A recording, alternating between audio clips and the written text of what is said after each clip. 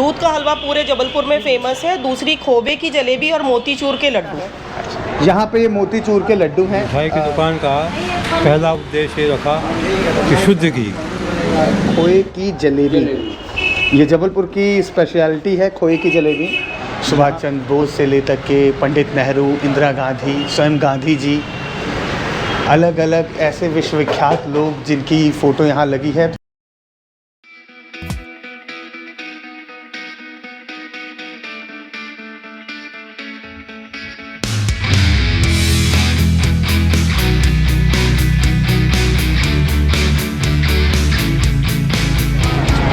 प्रणाम साथियों, तो मैं नितिन मिश्रा। ऐसा देश है मेरा कि हमारी जर्नी पे आ पहुंचा हूं बड़ेरिया मिष्ठान भंडार, जो कि कमानिया गेट से थोड़ा दूरी पर है। और ये जो दुकान है बहुत ज़्यादा पुरानी है और इसका जो इतिहास है ये खुद अपने आप में एक अलग तरीके का व्याख्यान है।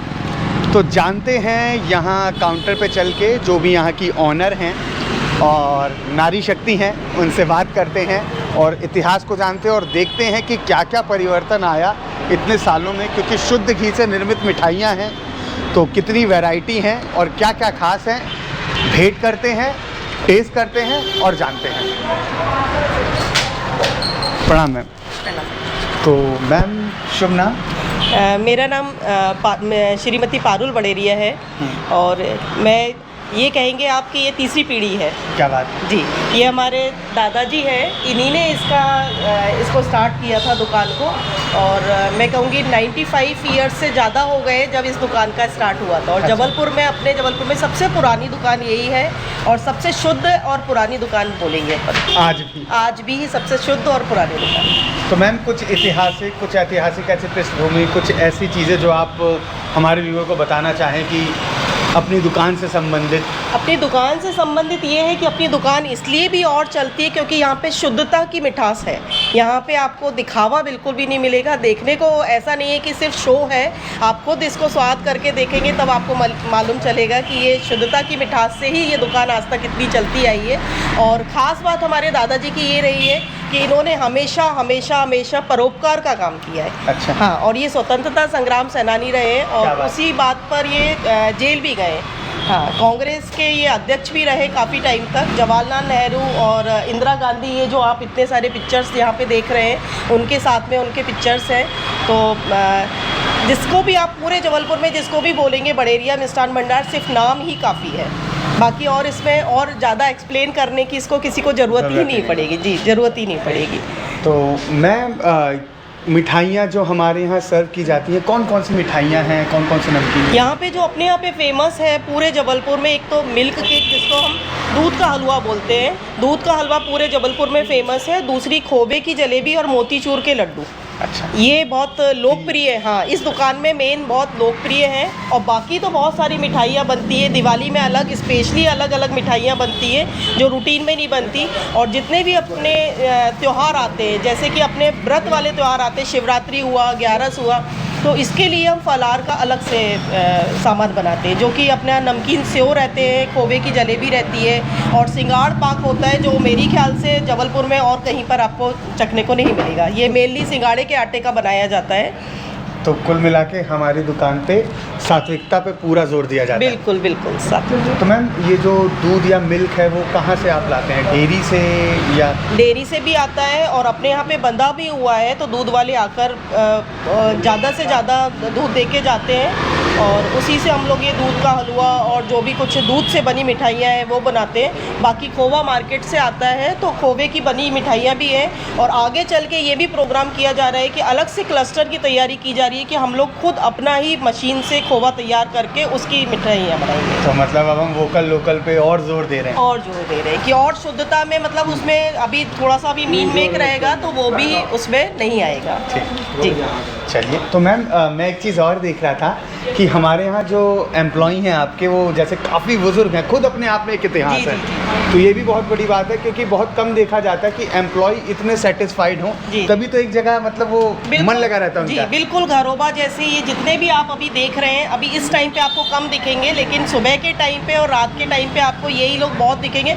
और ये जो एम्प्लॉयज़ हैं, ये भी बहुत पुराने इवन मैं भी इन लोगों से बहुत छोटी हूँ। जो यहाँ पे जितने भी कर्मचारी लोग काम करते हैं, वो भी 80 साल 70 साल इतने साल के हैं। मतलब मैं भी उनके सामने बहुत छोटी पड़ जाती हूँ। तो मैम, शॉप खुलने का समय और बंद होने का समय? शॉप 6:30 बजे मॉर्निंग में खुल जाती है, हाँ, और रात में 10 बजे बंद होती है। और इसमें एक और ख़ास बात ये है कि पूरे 7 दिन चलती है दुकान। ये सबसे बेहतरीन ये बात है। बंद नहीं रहती। इसके लिए हम लोग एम्प्लॉय को एक दिन का ज़्यादा पेमेंट करते हैं। मतलब जो बच्चों लोगों को छुट्टी मिलती है, 4 छुट्टी जो संडे की मिलती है, उसका पेमेंट इन लोगों को मिलता है। अच्छा, ये भी बहुत ख़ास बात है, क्योंकि इस तरीके के चैलेंजेस बहुत होते हैं। जी। चलिए, बहुत बढ़िया मैम, हम अभी आपकी मिठाइयों को टेस्ट करते हैं और बताते हैं कि शुद्धता की कसौटी पे किस लेवल की खरी है और दुकानों से। और मेन बात ये है कि जो दादाजी के बेटे हैं, वो भी डॉक्टर हैं पेशे से, MD डॉक्टर हैं, और उनके जो बेटे हैं वो भी डॉक्टर हैं। लेकिन हमारी दुकान का ऐसा है चलन कि हम लोगों को वो सब देखते हुए, लोगों की मदद करते हुए, जो ये चल रही है, जो पीढ़ी चलती आ रही है। अभी मेरी मदर इन लॉ बैठती हैं, लेकिन कोई भी ओकेशन होता है, फेस्टिवल ओकेशन होता है, तो हमारी पूरी फैमिली इसमें लग जाती है। हस्बैंड भी लग जाते हैं और फादर इन लॉ भी लग जाते हैं। यहाँ मैं एक चीज़ ज़रूर कोट करना चाहूँगा। मैंने अपने दिल्ली के वीडियो में बताया था कि हमारे पूर्व प्रधानमंत्री श्री अटल बिहारी वाजपेयी चांदनी चौक के घंटे वाला से मिठाई खाते थे। 2 मिठाइयाँ मुख्य रूप से खाते थे, पर क्योंकि अब उनकी पीढ़ी आगे बढ़ गई, वो लोग बाहर रहने लगे, तो उन्होंने शॉप बंद कर दी।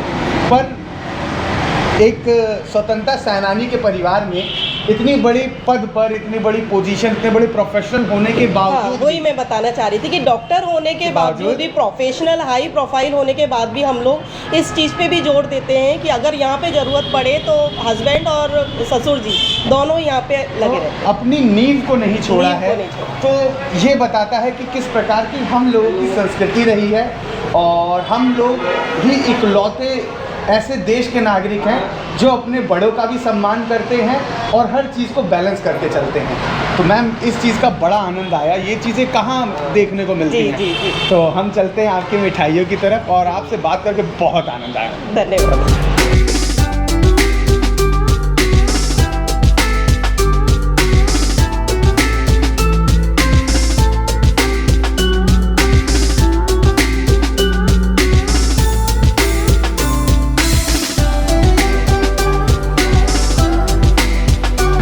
तो यहाँ पर हम देख सकते हैं कि अगर बात करें सुभाष चंद्र बोस से लेकर के पंडित नेहरू, इंदिरा गांधी, स्वयं गांधी जी, अलग अलग ऐसे विश्वविख्यात लोग जिनकी फ़ोटो यहाँ लगी है, तो ये खुद बता सकता है कि एक संपन्न शख्स थे और ज़रूरत नहीं थी स्वतंत्रता में के आंदोलन में कूदने की, लेकिन फिर भी देशभक्ति सर्वोपरि थी।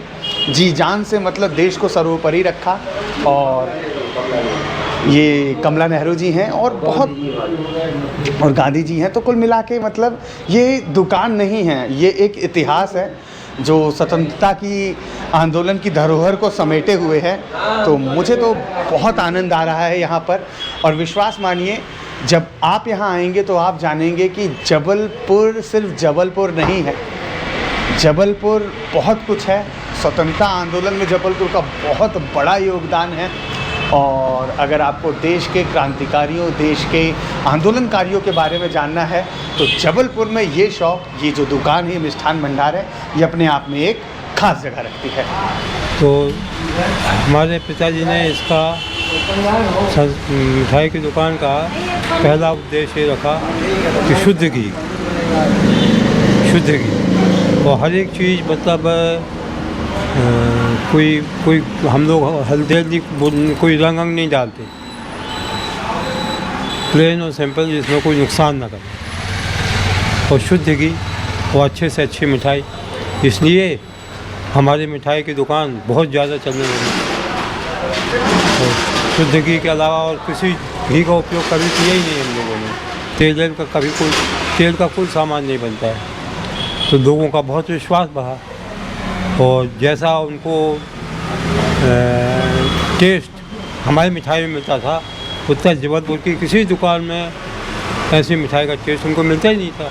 वो सब के सब यहीं आने लगे। हमारे यहाँ की मिठाई बम्बई में जाती है, अमेरिका में जाती है, इंग्लैंड में जाती है और हिंदुस्तान में तो जाती ही जाती है। तो सर एक चीज़ और बताएं, दुकानें तो बहुत इस नाम से खुली, पर क्यों नहीं मेंटेन हो पाई और चल पाई? क्योंकि लोगों का विश्वास ज़्यादा था यहाँ पे, इसलिए सभी लोग यहाँ, जबलपुर बहुत बड़ा शहर है, बहुत दूर दूर से लोग यहीं आते हैं। बताइए, जिनके बच्चे बाहर हैं तो वो भी ले जाते हैं यहाँ की मिठाई। ये पूना भेजना है, हैदराबाद भेजना है, कलकत्ता भेजना है, क्योंकि हमारे यहाँ की 4-5 दिन ख़राब नहीं होती है कोई मिठाई।